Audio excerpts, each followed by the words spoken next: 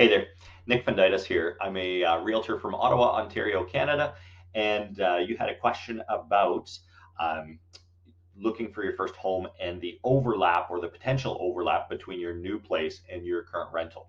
So you've got a rental that doesn't end until March, and you were going to start looking for a house in August or September. And great, by the way, that you're getting started early. So it is always a good, it's always a good idea to be familiar with the market as early as you can. So I would add to that also include talking to your lender and getting a firm grip on your finances. If there's any hiccups, any debts that need to be paid off to make your credit more appealing, those are all things that you can do with some extra runway. But it doesn't hurt to go out searching either, and a realtor certainly isn't going to mind searching with you. So go ahead, get prepared early, and that's a good way to be successful. Now, looking at your specific situation, there's four things that might happen. These are the four general categories. So number one is that, and this I would say is the most likely, you're going to end up paying rent on your current place and your mortgage beginning on the closing of the new home.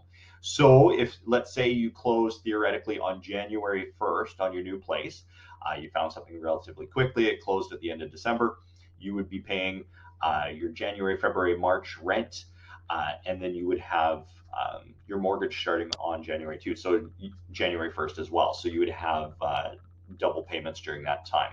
Now, obviously, that's not ideal. So some of the other things that you might be able to do. Number two is to negotiate a closing on or close to the end of your lease. Now, depending on the motivations of the seller, your specific market, that's going to be more or less difficult. If you've got a property that's been on for a while, or maybe you've got some retirees who are looking to downsize and they haven't chosen their next place yet, they might like having a few extra months in their house. Maybe it's not a big deal to them and they can actually, extend that a little bit. If you can negotiate that, that's great. But it sounds like, you're looking to see if there's a house that you really fall in love with. And if that's the case, you may have to bend your plans a little bit to do that. Number three involves negotiating with your landlord. So you may be able to convince your landlord to end the lease early. And if he or she thinks that it's your place is easily rentable, and maybe he's even figures that you guys are renting below market rent, and maybe if you guys end the lease, he can rent it to somebody else for higher. Maybe he'll let you end the lease early. So the way you approach a negotiation with this is go do some research on your own and bring it to them. Say, hey, landlord, we're actually paying $1,800 a month of rent, and you could probably re-rent this for $2,200 a month. If it's a situation like that, there's a decent chance your landlord will let you out early. The other more likely thing you may be able to negotiate with your landlord is just to be able to find a sublet. I don't know what it's like in the States. I'm assuming you live in the States just because of the forum we're in. But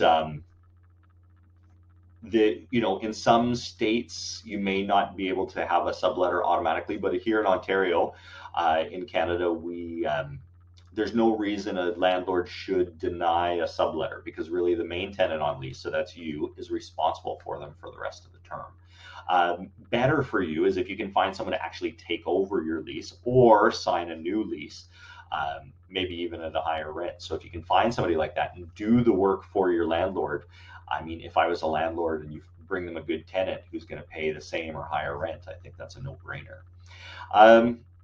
The last thing I will add is that even if you do find a home that closes close to the end of your lease, some overlap is good. So a week or two is usually what I recommend to my clients. And the reason that I do that is because it's good to have some time to take your time, move things over bit by bit. If you're moving within the same city or within easy driving distance, you're going to want to have some time to clean your old place.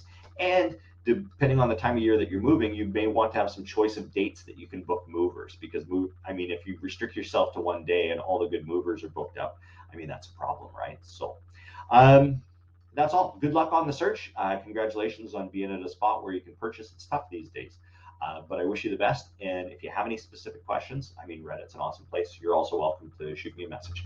Take care, and all the best.